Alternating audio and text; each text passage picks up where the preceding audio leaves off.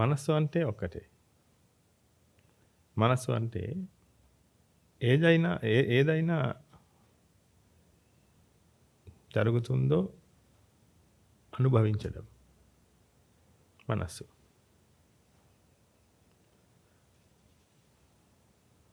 రూపాలు అనుభవించడం, శబ్దాలు అనుభవించడం, గంధాలు, రసాలు, స్పర్శాలు, ధమ్మాలు అనుభవించడం మనస్సు అంటాం. అనుభవించడానికి మనకు మనస్సు కావాలి. అనుభవించిన ప్రక్రియకు మనం మనస్సు అంటాము. అందుకే మనస్సులో ఏదైనా స్త్రీ భావం, పురుష భావం లేదు. మనస్సు అంటే మనస్సు. అది ఒక ప్రక్రియ, అది ఒక అనుభవం. కానీ అజ్ఞానం వల్ల తృష్ణ పుడుతుంది, మనకు తెలుసు ఈ కారణం గురించి. ఈ తృష్ణ వల్ల ఒక స్వభావం పుడుతుంది. అది స్వభావానికి మనం గతి అంటాం. మనస్సు యొక్క గతి, మనస్సు యొక్క స్వభావం. ఈ స్వభావం భిన్నమైనది. మనస్సు ఒక్కటే, కానీ మనస్సు యొక్క ఈ స్వభావం భిన్నమైనది. అందుకే జంతువులో కూడా మనస్సు ఉంది, కానీ ఈ మనస్సు యొక్క స్వభావం భిన్నమైనది. జంతువులకు నిర్వాణం పొందడం అసాధ్యం.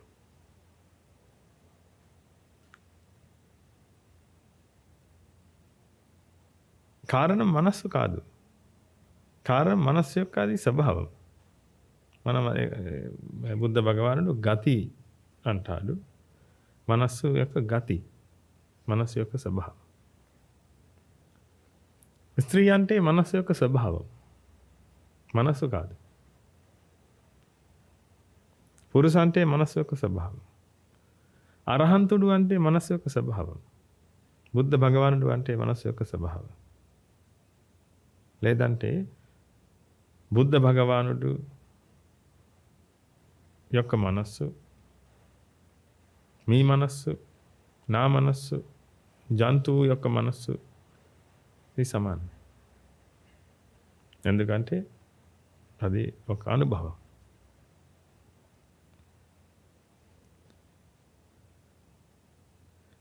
ఆ మనస్సులో శాంతి ఉంది. శాంతి పొందడానికి ఏదైనా చేయడం అనవసరం. మనస్సులో శాంతి ఉంది. బుద్ధ భగవానుడు యొక్క మనస్సులో శాంతి ఉంది. మీ మనస్సులో శాంతి ఉంది. జంతువు మనస్సులో కూడా శాంతి ఉంది.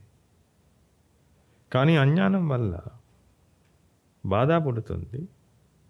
ఈ బాధ కారణంగా నేను ఉన్నాను అని ఆలోచన పుడుతుంది. బుద్ధ భగవానుడి యొక్క మనస్సులో ఈ ఆలోచన లేదు. అర్హంతుడి యొక్క మనస్సులో ఈ ఆలోచన లేదు. మీ మనస్సులో ఈ ఆలోచన ఉంటే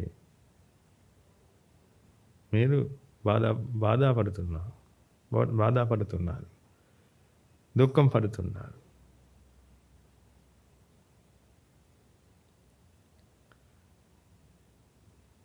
ఈ అజ్ఞానం వల్ల మీ మనస్సులో క్లేశం పుడుతుంది. ఈ క్లేశం ద్వారా, ఈ క్లేశ ధర్మాలు ద్వారా మీ మనస్సులో ఒక స్వభావం పుడుతుంది. ఈ స్వభావం గతి అంటాము. ఈ గతి కారణంగా మీరు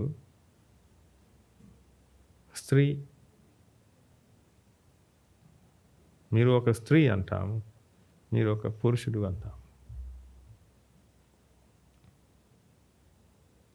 స్త్రీ మనస్సు అంటే అది స్వభావం. స్త్రీ మనస్సులో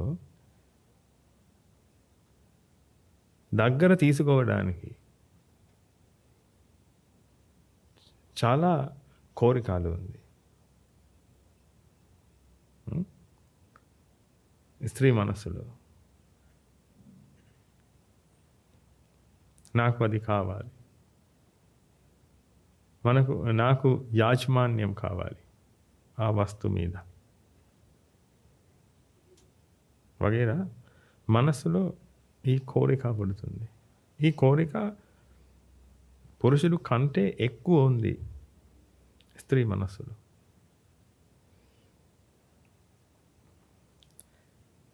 తృష్ణ కొంచెం ఎక్కువ ఉంది, అజ్ఞానం కొంచెం ఎక్కువ ఉంది. అందుకే బుద్ధ భగవాన్ చెప్పాడు, స్త్రీ యొక్క మనస్సుకి నిర్వాణం పొందడం కొంచెం కష్టం. కానీ బుద్ధ భగవానుడు చెప్పలేడు ఇది అసాధ్యం అని. ఇది అసాధ్యం కాదు, కొంచెం కష్టం అవుతుంది, కొంచెం కష్టం. కానీ ధర్మం ఉంటే, ఈ ధర్మం ఉపయోగిస్తే మీరు కూడా ఈ నిర్వాణం పొందగలరు. నిర్వాణం పొందడానికి మనకు మనస్సు కావాలి. స్త్రీ యొక్క మనస్సు, పురుష యొక్క మనస్సు కాదు, మనస్సు కావాలి. మీతో మనస్సు ఉంది, అవగాహన కావాలి, అర్థం చేసుకోవడం కావాలి. మీరు అర్థం చేసుకోగలరు ధర్మం, మీరు వినగలరు, అర్థం చేసుకోగలరు, అప్లై చేయగలరు, చర్చించగలరు. ఏదైనా ప్రశ్న ఉంటే సమాధానం తీసుకోగలరు. అందుకే నిర్వాణం పొందగలరు. అందుకే నిర్వాణం పొందడానికి ప్రయత్నించండి. ఈ ధర్మం అర్థం చేసుకోవడానికి ప్రయత్నించండి. మీతో రకరకాలుగా సౌకర్యాలు ఉంది. నిర్వాణం పొందడానికి ఏదైనా కావాలంటే మనతో ఆ సౌకర్యాలు ఉన్నాయి. మనతో ధర్మం ఉంది. అది చాలా కీలకమైన విషయం. నిర్వాణం పొందడానికి చాలా ముఖ్యమైన విషయం, ఉత్తమమైన విషయం ధర్మం లేకపోతే నిర్వాణం పొందడం అసాధ్యం. గురువు ఉంది, ఒక గురువు కాదు, గురువులు ఉంది. అందుకే సహాయం చేయగలరు మీరు. సహాయం లభించగలరు. అందుకే ప్రయత్నించండి. ధైర్యంగా ముందుకు సాగండి. ధర్మం అర్థం చేసుకోవడం చాలా ముఖ్యం. అర్థం చేసుకోవడం ముందు మనం వినాలి, ధర్మం శ్రద్ధగా వినాలి. బుద్ధ భగవానుడు చెప్పాడు, సునాత్, శ్రద్ధగా వినాలి ధర్మం. విన్నప్పుడు ఈ ధర్మం గురించి, ఈ ప్రపంచం గురించి కొంచెం తెలివి మనకు లభిస్తుంది. ఈ ధర్మం మీ ప్రపంచంలో అప్లై చేయాలి. ప్రపంచం అంటే మీ అనుభవాలు. 2 రకాలుగా ప్రపంచాలు ఉంది. ఒకటి ఈ 4 మహాభూత రూపాలు కలిసి పుట్టిన ఒక ప్రపంచం. కానీ ఆ ప్రపంచం మీద ఏదైనా అనుభవం లేదు మనకు. కానీ మీ మనస్సులో పుడుతున్న ప్రపంచం మీద చాలా అనుభవాలు ఉంది. ఈ రంగాలు, ఈ శబ్దాలు, ఈ గంధాలు, రసాలు, వాసనాలు, స్పర్శాలు, రకరకాలుగా ధర్మాలు అంటే ఆలోచనలు. ఈ కారణాలు మీద అనుభవం ఉంది.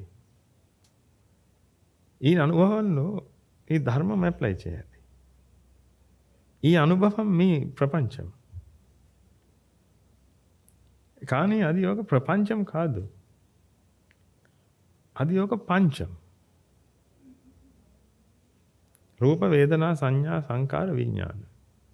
అంటే ఒక పంచం. ఈ పంచం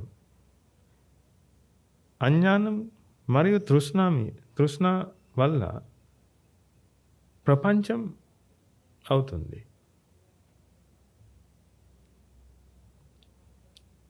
అందుకే ఒక ప్రపంచం, ఒక లోకం మీ మనస్సులో పడుతుంది. పంచంలో మీరు లేదు, కానీ అనుభవాలు ఉంటాయి.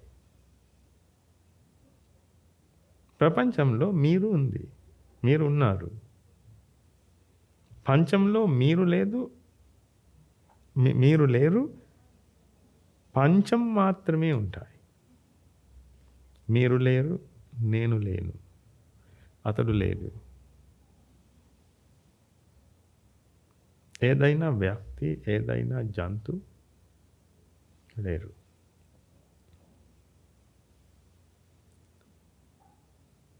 పంచం మాత్రమే ఉంటాయి.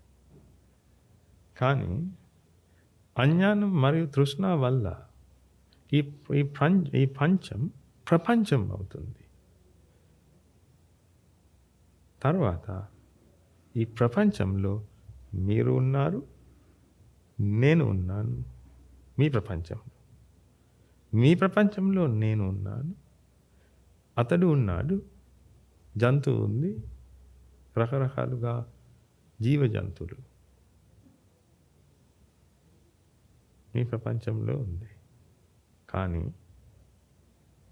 అది ఒక ప్రపంచం కాదు, అది ఒక పంచం. అందుకే బుద్ధ భగవానుడు చెప్పాడు, ఈ ప్రపంచం అర్థం చేసుకుని పంచం చూడడానికి ప్రయత్నించండి అని.